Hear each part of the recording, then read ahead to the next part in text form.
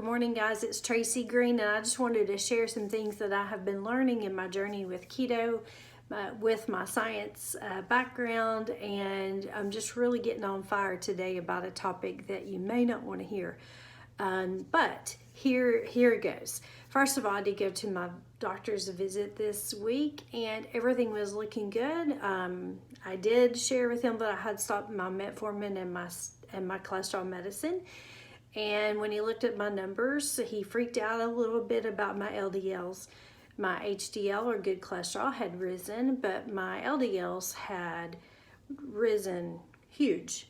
So it did not make any sense to him. And I've done a lot of research, and I really feel like it's because I've lost so much more weight. I really don't have a lot of stored glycogen. My body's burning fats, and LDLs are like the boats that are moving the triglycerides, or the food source for you on keto. So it's kind of what I'm understanding like a car.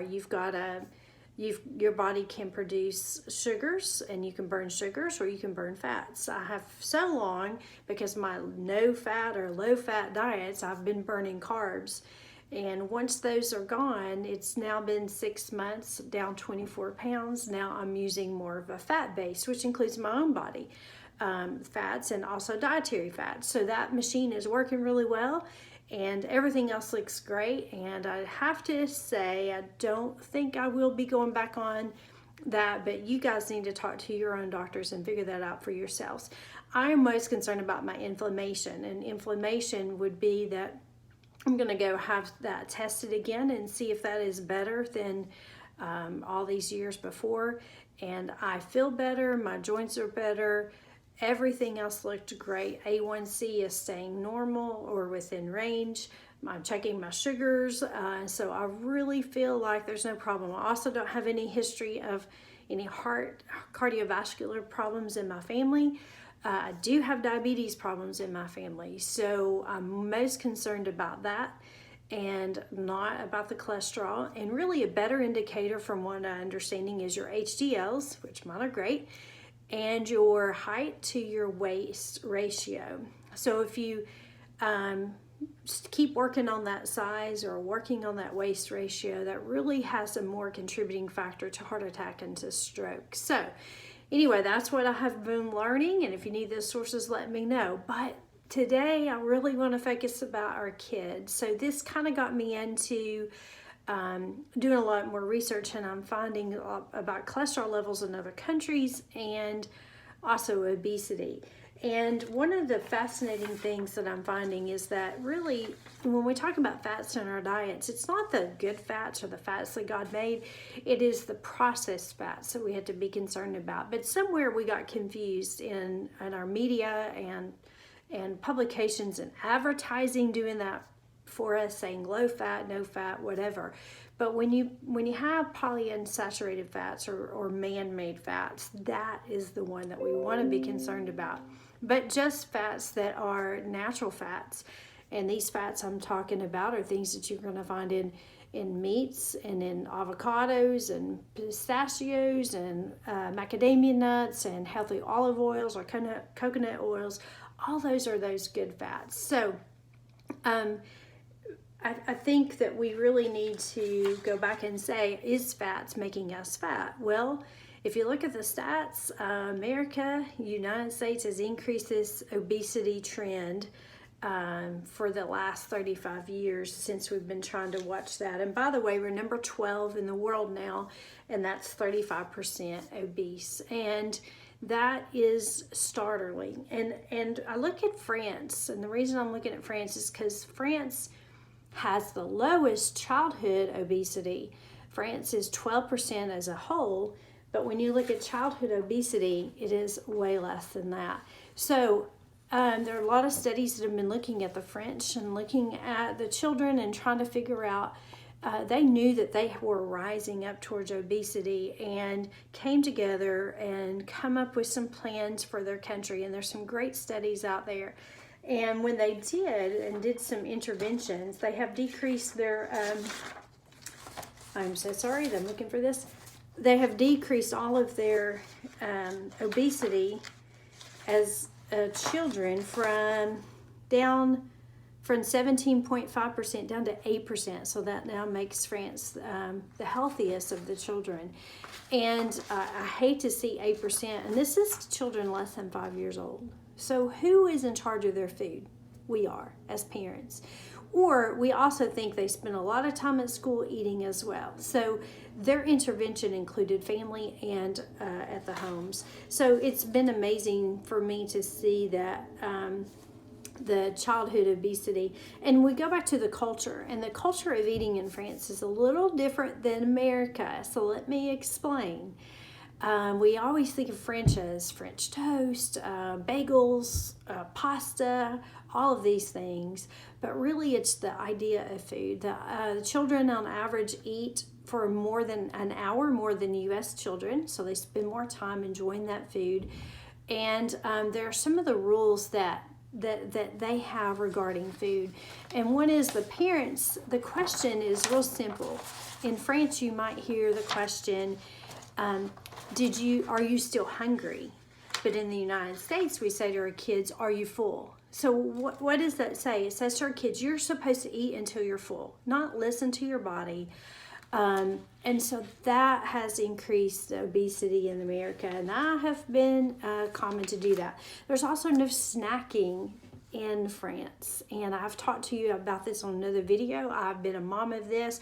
As soon as we walk out the door, do y'all have a snack? Do you need a snack? Because I always worried about my blood sugar drop, and the reason my blood sugar dropped is because I was eating carbs. So every 2 or 3 hours it would drop, and I would have to eat, and would drop, have to eat, and this insulin increase is what led me to the insulin resistance. So that's why a ketogenic diet works so well for most people in America, because most of us are insulin resistant. That means we have tired out the source of the unlocking the key and getting glucose into our cells and taking care of it.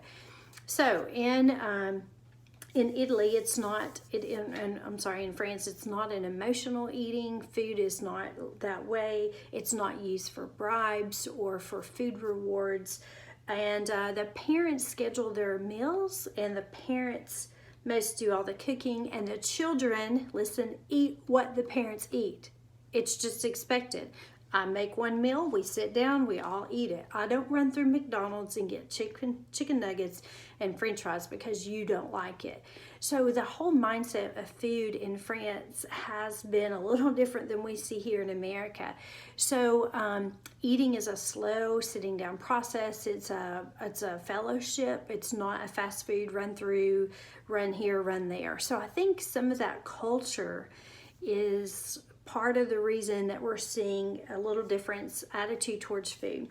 And most of all, there's a lot of foods they eat real foods. They eat real cream. They eat real butter. They eat these foods that are not processed. So it is real foods, and I think that helps. So going back to the study, when the country decided there's some problems, so some of the interventions that were made are awesome. I'm sorry, I keep digging through my notes. But some of the things that they did is interventions. I found 5 of these this morning in my study that I was reading, and I just thought they were great. And I would love to see something like this happening in our schools. First of all, dietitians were assigned to the school districts, and those dietitians were evaluating the school lunches and how they were going to train their communities.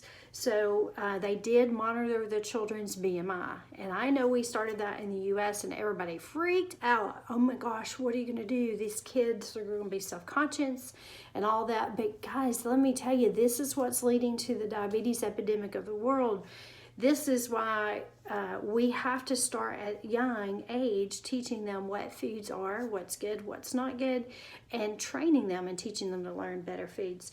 3, they had like planned family breakfasts. So these dietitians would work at the schools, and they would invite everybody over for these planned breakfasts. And I think that sounds like fun. And what they're doing is showing what good wholesome foods could look like.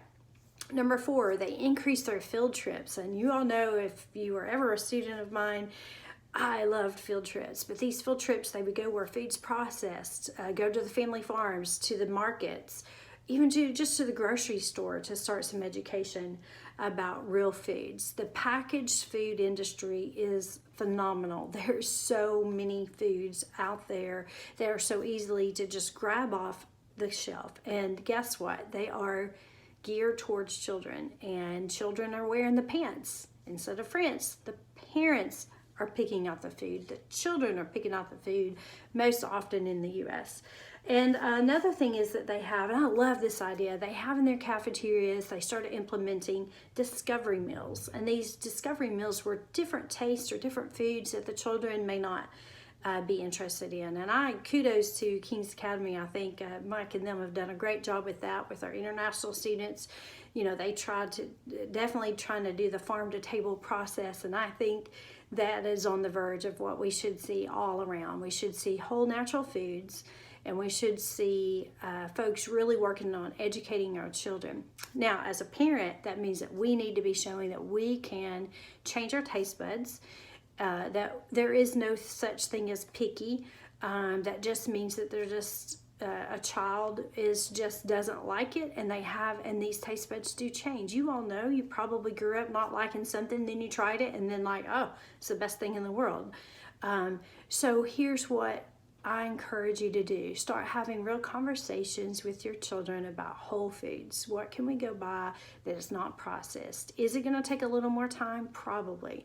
Do we need to cut out screen time so that we can be in the kitchen cooking with our children? Yes. Is it good bonding time? Absolutely. So that is my high horse today and my soapbox. So I hope that this makes sense to you.